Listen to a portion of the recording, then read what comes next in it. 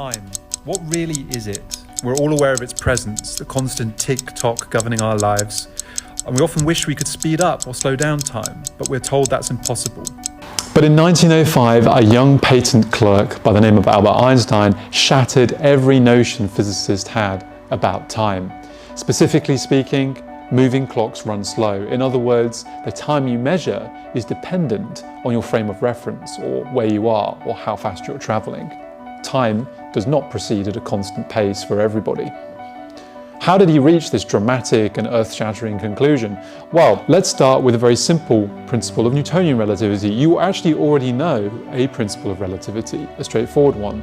Imagine there are two trains. One of them is going across at 80 kilometers per hour, the other at 60 kilometers per hour.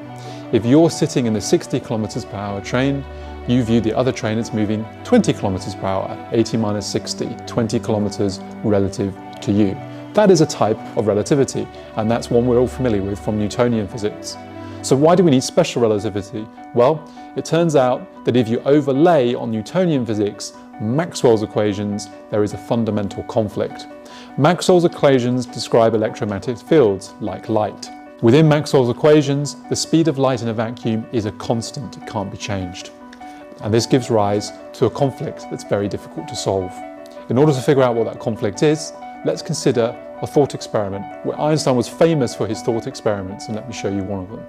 Imagine you're in a train, and this train is traveling really, really fast, and you have a clock. You have an unusual clock, actually, not a wristwatch. You have a clock that consists of two, say, mirrors and a beam of light that bounces between the two of them. And every time it bounces, you measure a unit of time. And you're moving along your train, this is what it looks like to you. Bounce, bounce, bounce, tick, tick, tick. Now imagine you have a friend who's sitting on the platform. How does he observe this clock? Well, you're moving pretty fast, so actually what happens is this. From your friend's perspective, he kind of sees this kind of motion, right? A diagonal. And the light beam seems to bounce like that. Now, speed is distance traveled over time taken. We all know that from high school physics. Here is twice this distance divided by time. Here is twice this distance divided by time. Now, here's the issue. The speed must be the same, but the distance here, quite clearly, is bigger than the distance here. So something has to give.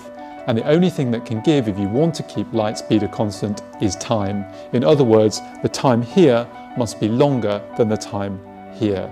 Or the time that your friend measures on the platform must be greater than the time that you measure in the train. And this is what we mean by moving clocks run slow. This very simple thought experiment completely upends our concept of time.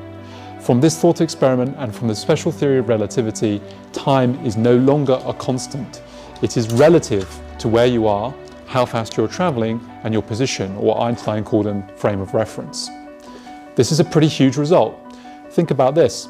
If you're an astronaut traveling into deep space on a rocket that's really fast, maybe like 0.99 times the speed of light, you take a clock with you.